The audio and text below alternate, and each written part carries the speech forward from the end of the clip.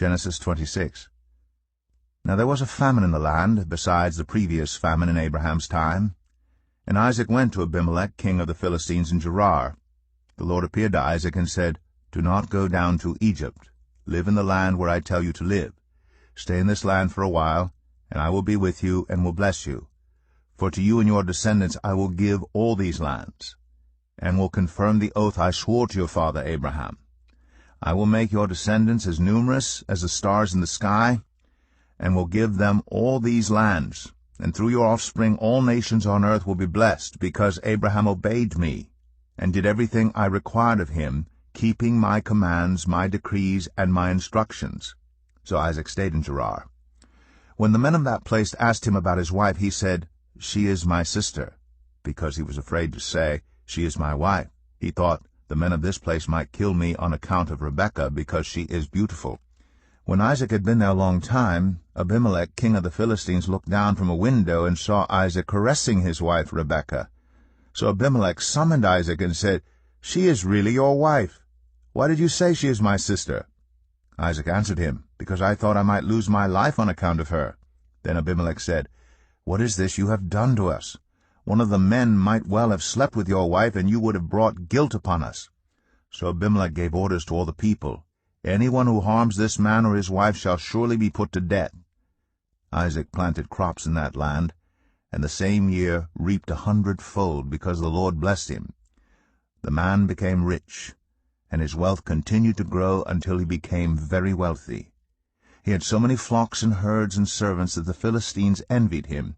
So all the wells that his father's servants had dug in the time of his father Abraham, the Philistines stopped up, filling them with earth.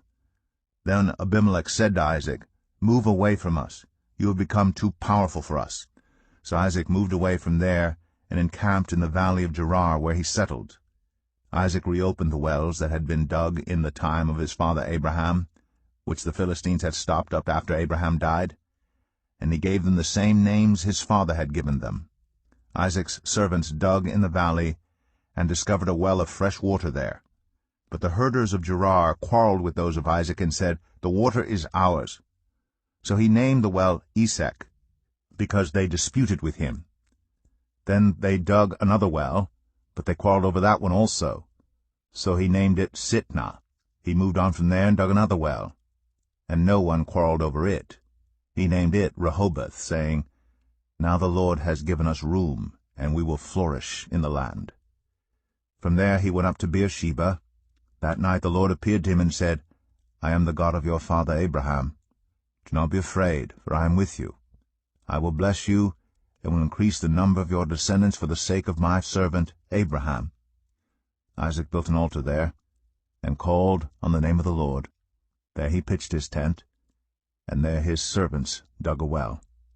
Meanwhile Abimelech had come to him from Gerar, with Ahuzath, his personal adviser, and Phicol, the commander of his forces. Isaac asked them, Why have you come to me, since you were hostile to me and sent me away? They answered, We saw clearly that the Lord was with you, so we said, There ought to be a sworn agreement between us and you. Let us make a treaty with you that you will do us no harm, just as we did not harm you, but always treated you well, and sent you away peacefully. And now you are blessed by the Lord. Isaac then made a feast for them, and they ate and drank. Early the next morning the men swore an oath to each other. Then Isaac sent them on their way, and they went away peacefully. That day Isaac's servants came and told him about the well they had dug. They said, We found water. He called it Sheba, and to this day the name of the town has been Beersheba. When Esau was 40 years old, he married Judith, daughter of Beeri the Hittite, and also Basemath, daughter of Elon the Hittite. They were a source of grief to Isaac and Rebekah.